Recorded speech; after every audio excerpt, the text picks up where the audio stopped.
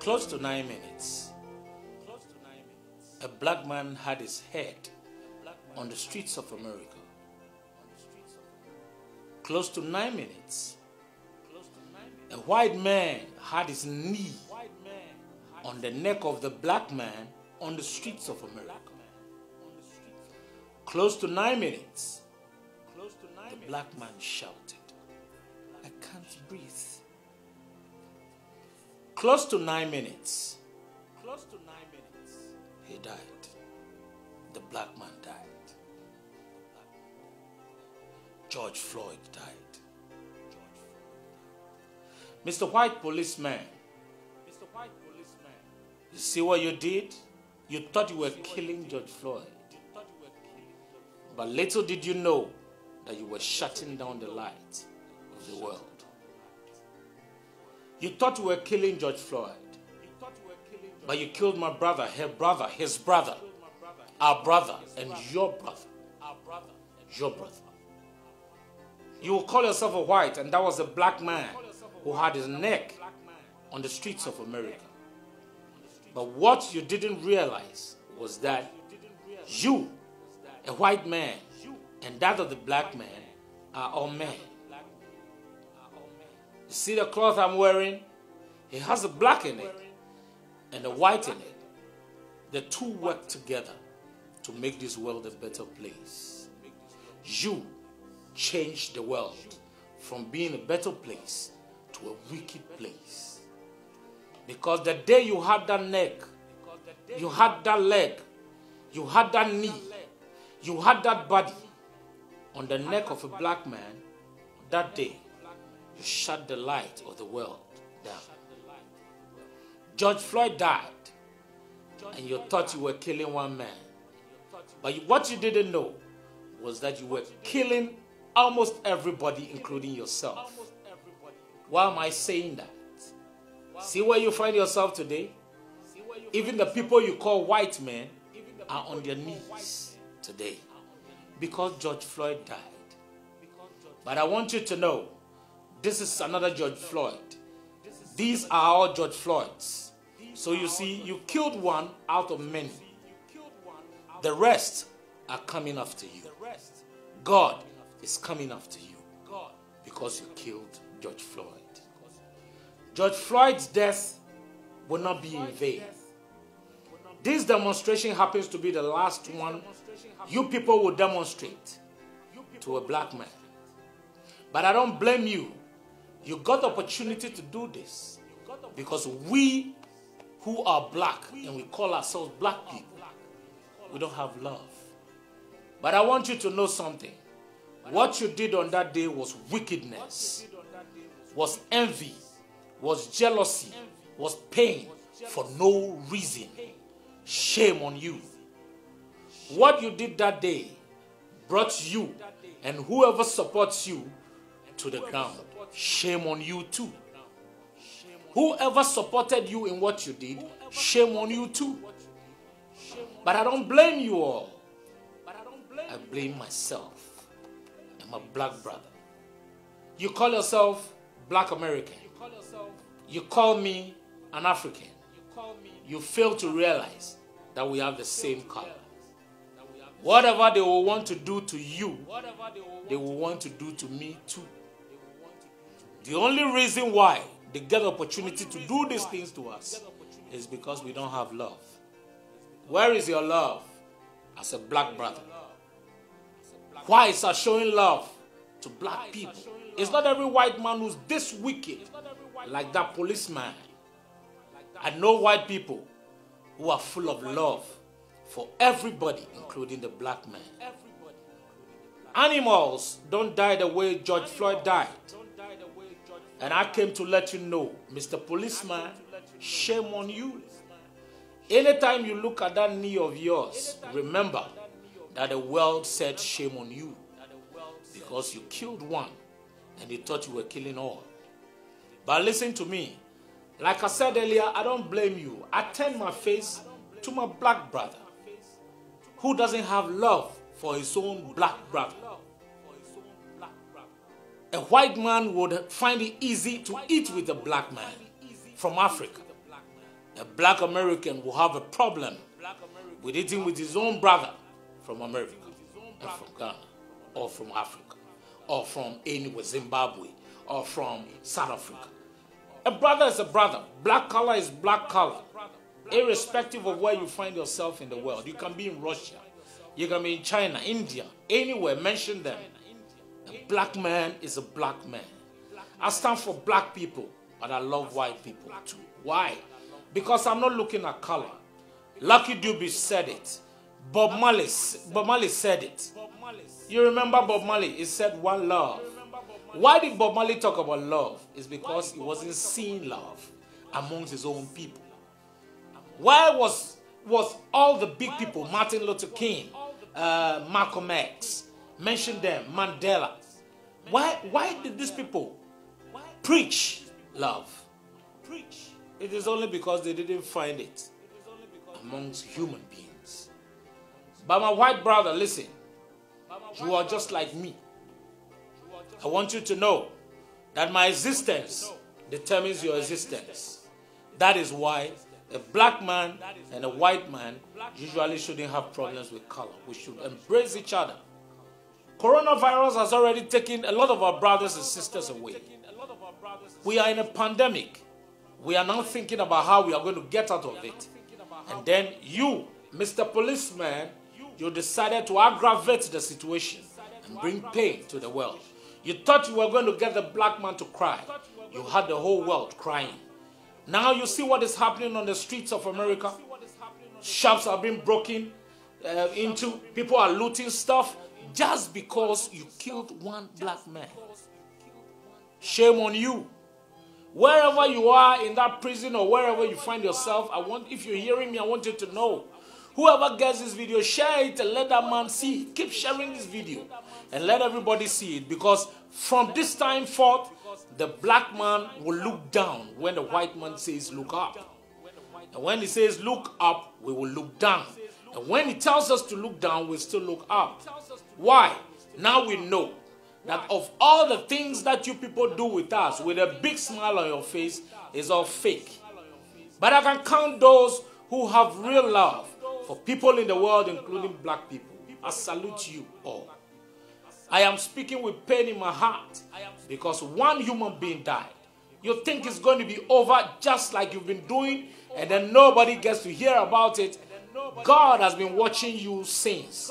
You see how he exposed you? Now everybody is talking about one man, one policeman.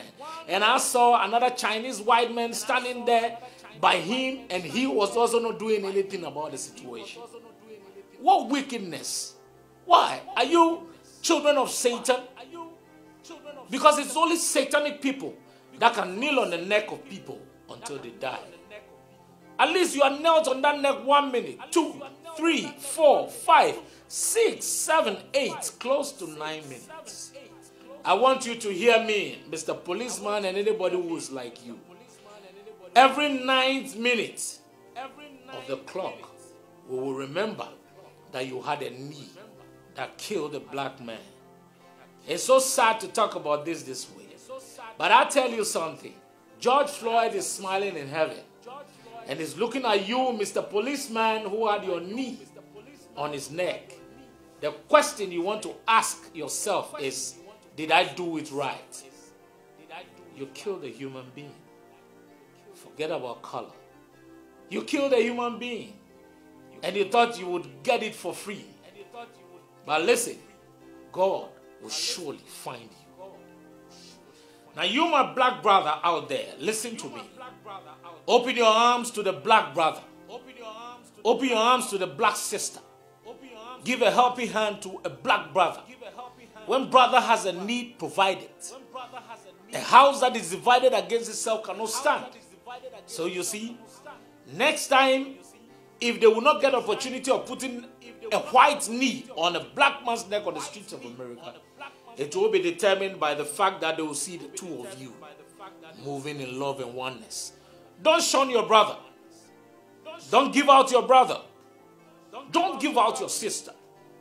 All because it's black. Because of the benefits of what? God created us unique as black people. And God created white people unique as white people. But God knew that both of us need to live on this earth in peace. So he brought us together. Otherwise, he would have just created one race. But why do we have all these? Yet we've changed the race. We made it racism. Racism, we're chasing people everywhere, killing people. You think life is for you? No. Life is for the God of heaven. I came to let you know, with pain in my heart, every black man wakes up in the morning and is looking at you, Mr. White Policeman. Your name from today has changed. You are the wicked knee man. Anytime we see your knee, we remember wickedness. Anytime we see your knee, we remember that you never had love for us. Slavery is over because George Floyd took it away. Now I have said to you, we watch you carefully because we know that you can always come up with new things that will not benefit us. Prove to us that you have the love that you profess. Prove to us that the love you talk about for the black man is there. I don't want to see my brothers and sisters die anymore just because they are black. For no reason. Now listen to me. You also, that black man, I have come your way again to talk to you. You think it is in America? Let's close that chapter. Let's come back home. How do you live with your brothers and sisters? How do you live with other tribes? How do you live with people that are closer to you? Are you in love or you are killing people? There is a young musician in my country called Shatta Wale. Shatta Wale said something, and I will take it down into history. He said, you say you are a true believer, but you did kill your brother. True believer, you did kill your brother. Where is your believing? Where is your love? A believer has love. One love for everybody. But yet you have a different love. Your face shows one kind of love. Inside your head is darkness, wickedness. Pain has filled you for no reason. So you want to kill. You are working with your own brother. Tribalism has separated you. Is it true or not? Check yourself. Even your own brother you are living at home with because of property. You are separated in your heart from your brother. You pretend as if you love your sister.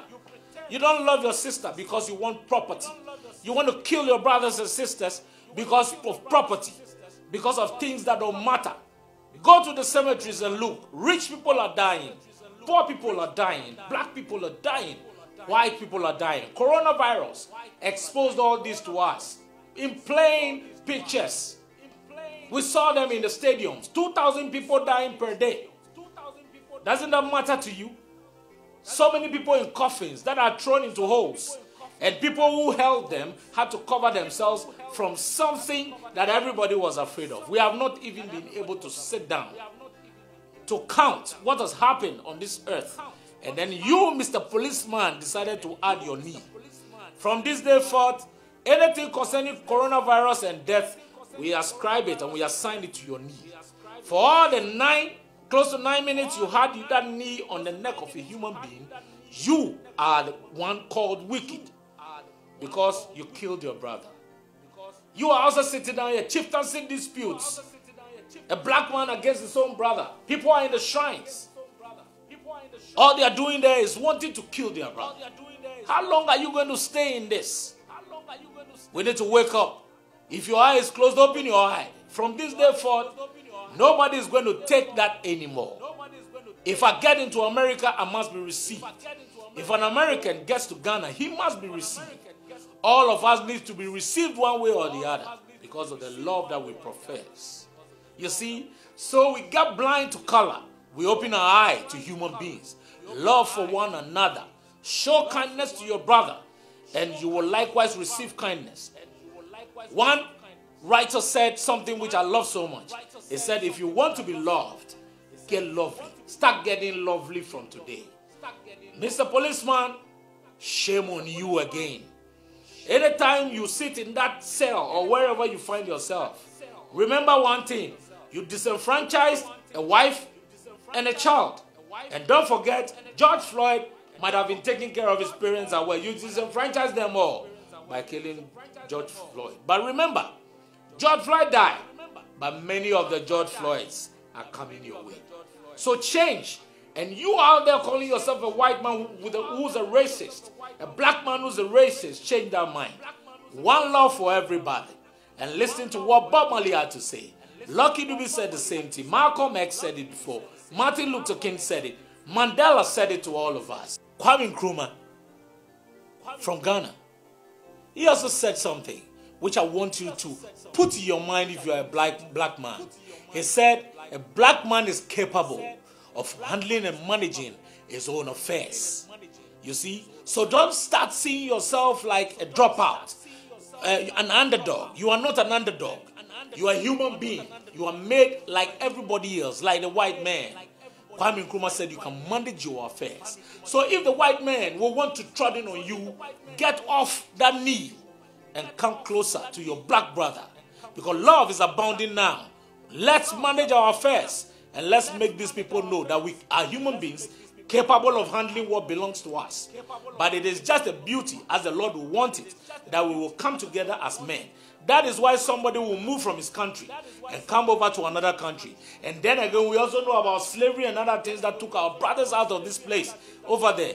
They had wisdom. They used their mind, their knowledge. A lot of them are big people. They are black, great men and women in other countries who are doing very well. Their services, you want it, but you want to put your knee on the neck of one black man.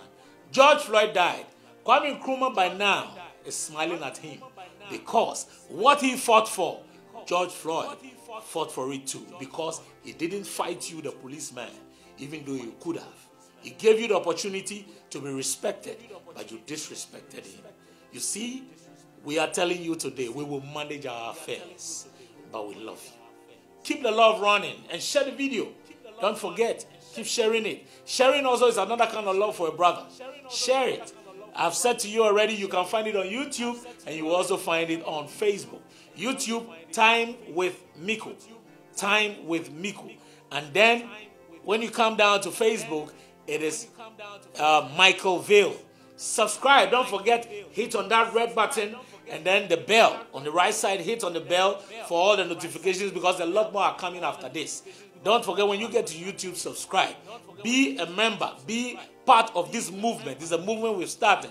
And we are healing the world with love. So keep it running. And don't forget, it was close to 9 minutes. The world got shut down. Let's put the light on together. Subscribe and share the video. Bless you.